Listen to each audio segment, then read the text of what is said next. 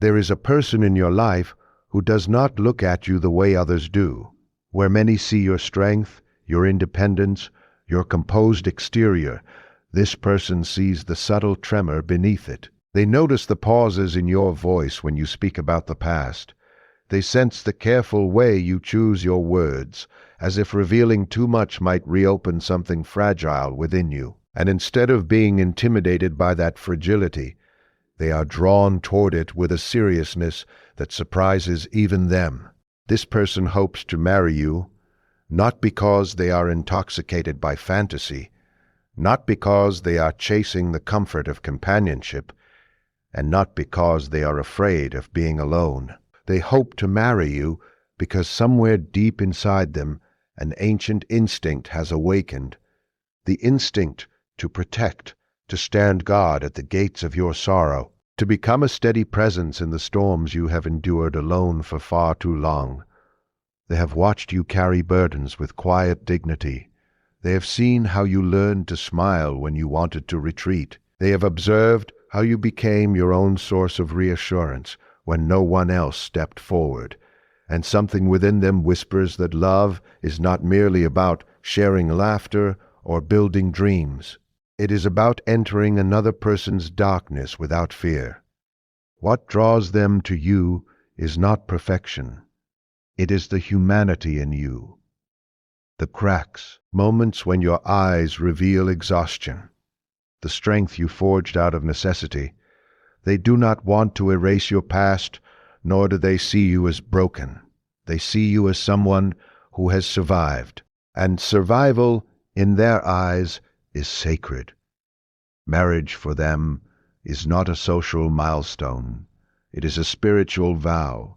It is the decision to intertwine destinies so deeply that pain becomes shared terrain.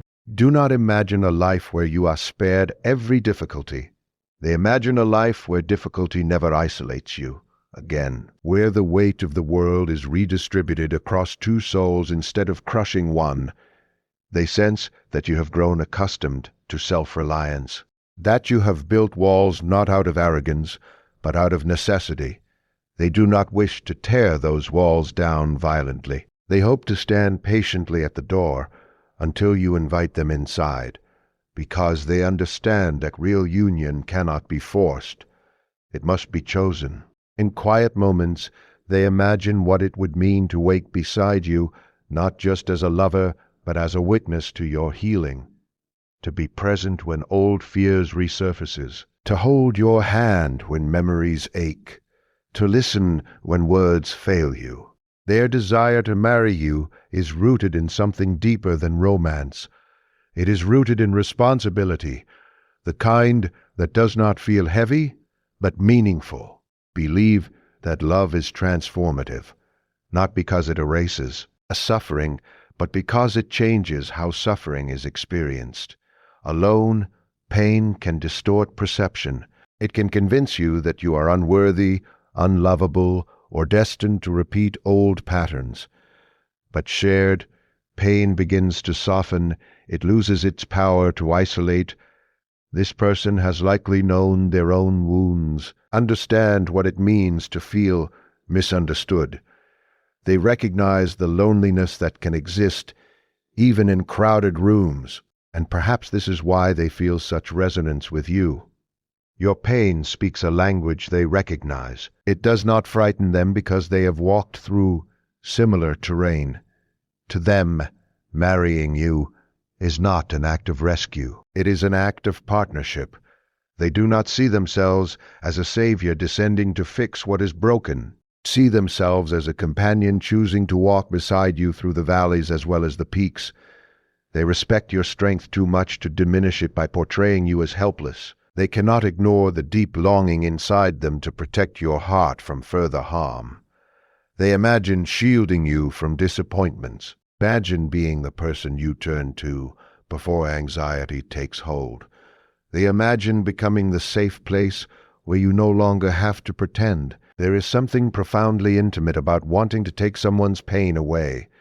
It is an offering of the self, a declaration that your suffering matters to me more than my sea. Own for it, It requires courage because it means willingly stepping into vulnerability, means accepting that loving you will expose them to your wounds, and perhaps reopen their own, but they are not deterred by this. In fact, it strengthens their resolve, because deep down they sense that healing does not happen in isolation. It happens in relationship. It happens when two imperfect beings choose honesty over illusion. They have seen glimpses of your softer side, the moments when your guard slips and you reveal tenderness, the times when your laughter is unrestrained and your presence feels light. Those glimpses convince them that beneath the layers of protection lies a heart capable of profound connection, and they want to be entrusted with that heart. Their hope to marry you is not impulsive. It has likely grown slowly, shaped by observation, reflection, and inner questioning. They have asked themselves whether they are ready for the responsibility of loving you in your entirety, not just the parts that are easy, and each time the answer has been yes. They understand that taking your pain away does not mean erasing history. It means creating new experiences that gradually shift the narrative. Means offering reassurance when doubt surfaces. It means choosing patience when misunderstandings arise. It means staying when leaving would be easier. There is a sacred seriousness, their intention. They do not speak lightly of marriage. In their imagination it is a covenant where two people agree to face life as a unified force. They see themselves standing beside you in moments of uncertainty, reminding you that you are no longer alone in carrying the weight. Perhaps what moves them most is your resilience. You have endured, you have adapted, you have grown despite circumstances that could have hardened you completely, and instead of seeing that resilience as a barrier, they see it as something they want to honor and protect. Want to become your refuge, not your ruler, your equal, not your overseer. They want to share decision-making, share burdens, share responsibility, because to them, love is not dominance. It is mutual empowerment.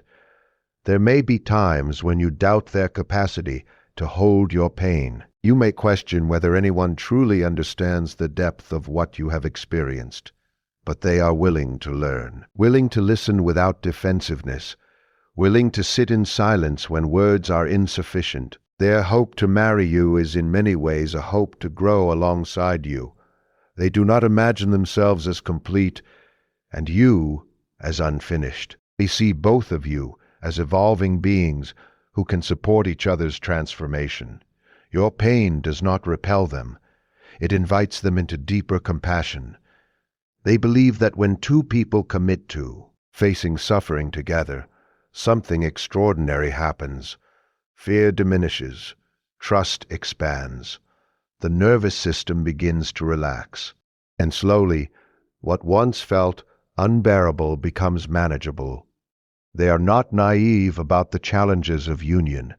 They know that marriage will bring its own trials, disagreements, misunderstandings, moments of frustration. But they trust that shared intention can navigate those difficulties. They believe that the bond formed through honest vulnerability is stronger than temporary conflict.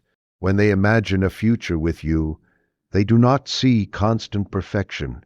They see real conversations, tears that are not hidden, laughter that is genuine, apologies that are sincere, growth that is continuous. They see a partnership built on truth rather than illusion. Their desire to take your pain away is not about controlling your experience. It is about reducing unnecessary suffering, about being proactive in protecting the relationship from patterns that once hurt you, about ensuring that love becomes a source of stability rather than anxiety. They want to be the person who notices when you are overwhelmed before you even say it, the one who adjusts without being asked, the one who reassures without being prompted, one who chooses you repeatedly, even on difficult days. In their quiet reflections, they may wonder whether they are strong enough for such a role. which can truly support you in the ways they envision. But each time they observe your courage, their own courage rises in response. To hope for marriage is to hope for permanence.